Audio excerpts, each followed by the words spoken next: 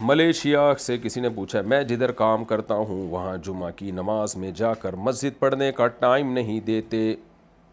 اچھا, جمعہ کی نماز مسجد میں جا کے پڑھنے کا ٹائم نہیں دیتے, تو میں ادھر کام پر ہی پڑھ لیتا ہوں, اس بارے میں بتائیے. نہیں بھائی جان, جمعہ ایسے نہیں ہوتا اخپل طریقے سے, جہاں ہو وہیں پڑھ لو. تو مسجد میں جا کے جمعہ پڑھا کریں اور ان کو بتائیں محبت سے. ملیشیا تو ویسے بھی اسلامی ملک ہے, ان کو بولے بھائی صاحب یہ کیا کون سا طریقہ ہے. ہاں سیکیورٹی میں اگر ہیں, اس میں خطرہ ہے کہ مسجد گئے تو سیکیورٹی یعنی وہ لوگ سیکیور ہو جائیں گے, وہ ایک الگ بات ہے, وہ ضرورت ہے. لیکن نارملی کام کے دوران اگر جمعہ پڑھنے کی اجازت نہیں مل رہی تو پھر ایسی جاب کو چھوڑ دینا چاہیے. پہلے تو آپ حتی الامکان ریکویسٹ کریں, اور مسجد اگر بہت زیادہ دور ہے تو پھر وہیں جمعہ قائم کرنے کی کوشش کریں, جتنے بھی امپلائیز ہیں وہ مل کے. تو جمعہ بہت چھوڑنے کی یعنی بہت بڑا جرم ہے یہ. سعودی عرب سے کسی نے پوچھا ہے میں یہ کیا لکھا ہے جبیل سٹی, یہ پتہ نہیں کون سا سٹی ہے, بہرحال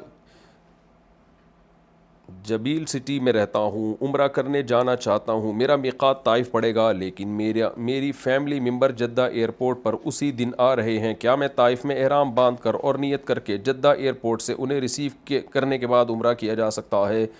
کیا احرام باندھنے کے بعد مکہ کی حدود کو کراس کر سکتے ہیں بنا عمرہ کیے کسی کو ریسیو کرنا ہو تو؟ جی, طائف سے جب آپ جدہ کی طرف جاتے ہیں نا, جو معروف راستہ ہے اس میں میقات پڑتا ہے, تو اس لیے طائف سے پھر آپ احرام کے بغیر مکہ میں داخل نہیں ہو سکتے, میقات کراس نہیں کر سکتے. تو پھر آپ ایسا کر سکتے ہیں کہ احرام باندھ کے آ جائیں اور جدہ میں اپنے رشتہ داروں کو ریسیو کر کے بعد میں عمرہ کر لیں, اس میں کوئی حرج نہیں ہے.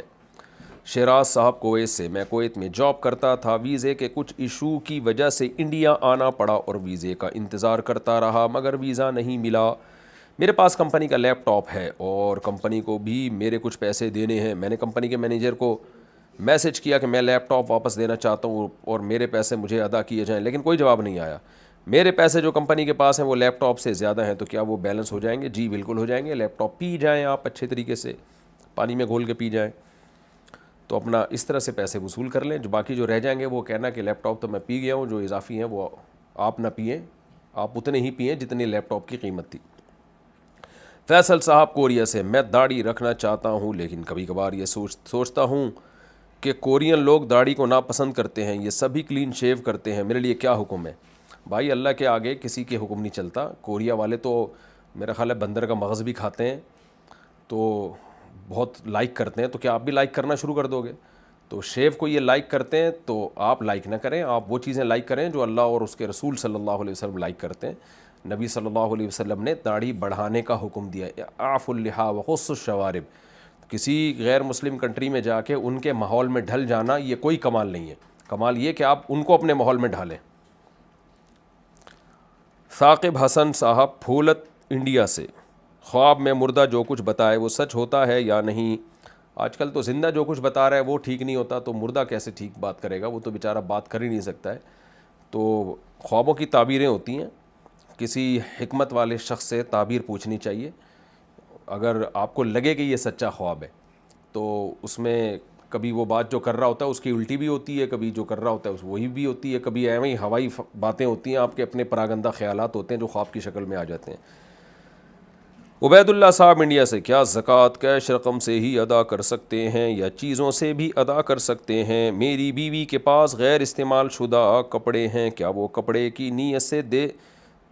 زکوٰۃ کی نیت سے دے کر زکوٰۃ کے پیسوں سے منہا کیے جا سکتے ہیں؟ دیکھیں, زکوٰۃ کے بارے میں اللہ نے قرآن میں کہا ہے کہ وَلَا تَيَمَّمُوا الْخَبِيثَ مِنْهُ تُنْفِقُونَ وَلَسْتُمْ بِآخِذِيهِ إِلَّا أَن تُغْمِضُوا فِيهِ, کہ وہ مال غریبوں کو دیا کرو کہ اگر تمہیں کوئی گفٹ میں دینا تو تمہیں برا نہ لگے.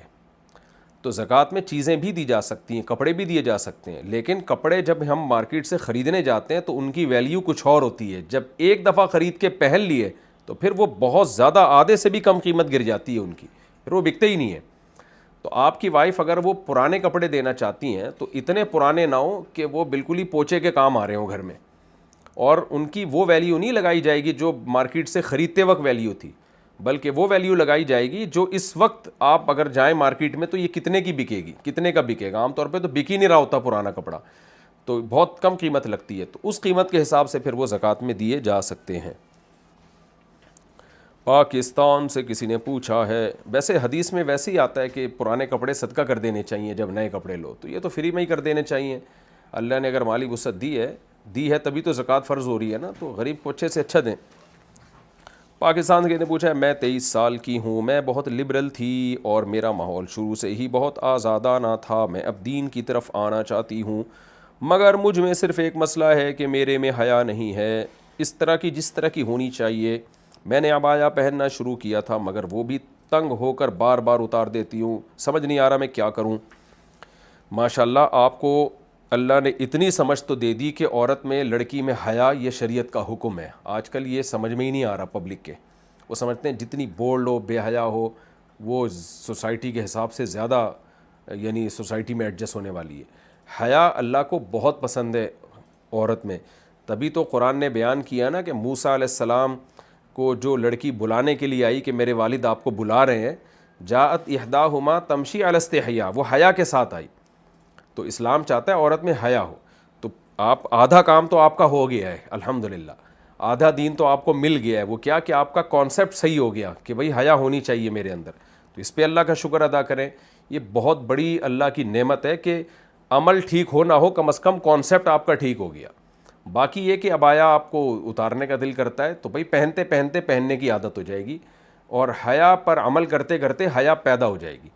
انسان جو ہے نا کوئی بھی کام کرتے رہنے سے کرنے کی عادت ہو جاتی ہے, چھوڑتے رہنے سے چھوڑنے کی عادت ہو جاتی ہے, یوز ٹو ہو جاتا ہے انسان میں. اللہ نے بڑی فلیکسیبلٹی رکھی ہے, لچک رکھی ہے. تو آپ بھی عبایا پہن لیا کریں اور پہننے کی عادت ڈالیں, عادت پڑ جائے گی انشاءاللہ. تو ہر چیز ایک ٹائم لیتی ہے سیٹ ہونے میں.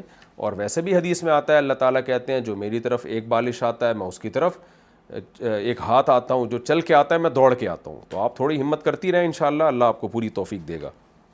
میں بھی دعا کرتا ہوں اللہ آپ کو مکمل عبایا لینے کی توفیق عطا فرمائے.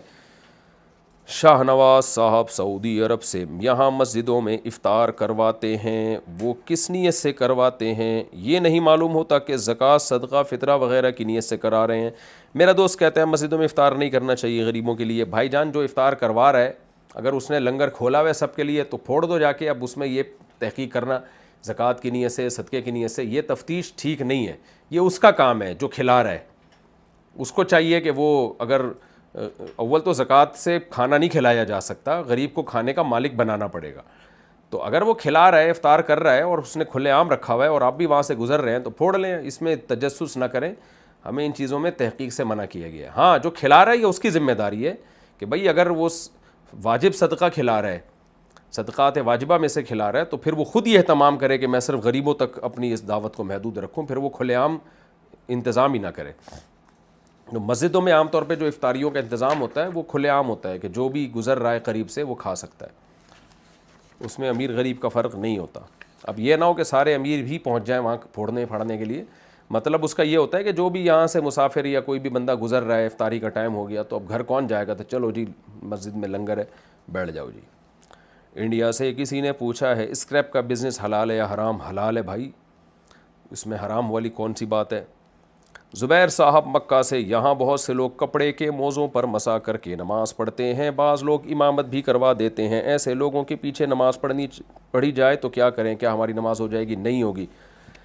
اس پر میں کئی بار مدلل بیان کر چکا ہوں, دلائل کے ساتھ سمجھا چکا ہوں کہ یہ والے موزے نبی کے دور میں تھے ہی نہیں. نبی نے جن موزوں پر مسا کی اجازت دی ہے وہ تھے جو جوتوں کی جگہ استعمال ہوتے تھے. اس لیے چاروں ائمہ نے کچھ نہ کچھ شرطیں لگائی ہیں. تو علی الاطلاق کسی نے بھی اجازت نہیں دی ہے کہ کچھ بھی پاؤں میں پہن لیا تو اس پہ آپ مسا کر لیں. تو یہ آج کل جو موزے جنہیں پہن کے ہم جوتے پہنتے ہیں وہ اتنے باریک ہوتے ہیں, ان میں پانی بھی چلا جاتا ہے, ان کے پہن کے آپ لمبی واک بھی نہیں کر سکتے, وہ جوتوں کا آلٹرنیٹ نہیں ہے. تو اس لیے کچھ تفردات ہیں بعض عرب علماء کے جو پوری امت سے ہٹ کر ہیں, تو انہی میں یہ موزے بھی ہیں, بس آپ نے پہنے اور وہ کہتے ہیں مسا کر لو. حالانکہ ان کو تو اتارے بغیر بھی آپ پاؤں اچھی طرح دھو سکتے ہیں. تو اس لیے اگر کسی امام کے بارے میں آپ کو یقین ہے کہ اس نے عام موزوں پہ مسا کیا ہے تو پھر اس کے پیچھے نماز جائز نہیں ہے. تو ہاں یہ ضرور ہے کہ خامخواہ میں جا کے تفتیش نہ کریں, اماموں کے موزے جا کے چیک کریں, ان سے پوچھیں, اتنی تفتیش کی اجازت نہیں ہے ہمیں. آپ یہی یقین رکھیں نارملی کہ بھئی وضو ہی کیا ہوگا اس نے. ہاں پہلے سے کسی کے پتہ چل جائے پھر اس کے پیچھے آپ نماز نہ پڑھیں. بعض لوگ کہتے ہیں اس سے امت میں اختلاف پیدا ہوگا, آپ اس امام کے پیچھے نماز نہیں پڑھیں گے. تو یہ امام کو بھی تو کام ہے نا سوچنے کا کہ اگر تمہاری رائے امت سے, جمہور امت سے ہٹ کر ہے تو بھائی تم امامت کے لیے احتیاط پر عمل کر لو نا، عام موزوں پہ مسا کر کے اپنے گھر میں نماز پڑھ لو، تم اپنی رائے پوری مقتدیوں پہ کیوں تھوپ رہے ہو؟ تو یہ وہ ذمہ دار ہے اس کا کہ وہ لوگ نمازیوں کو کیوں توڑ رہا ہے؟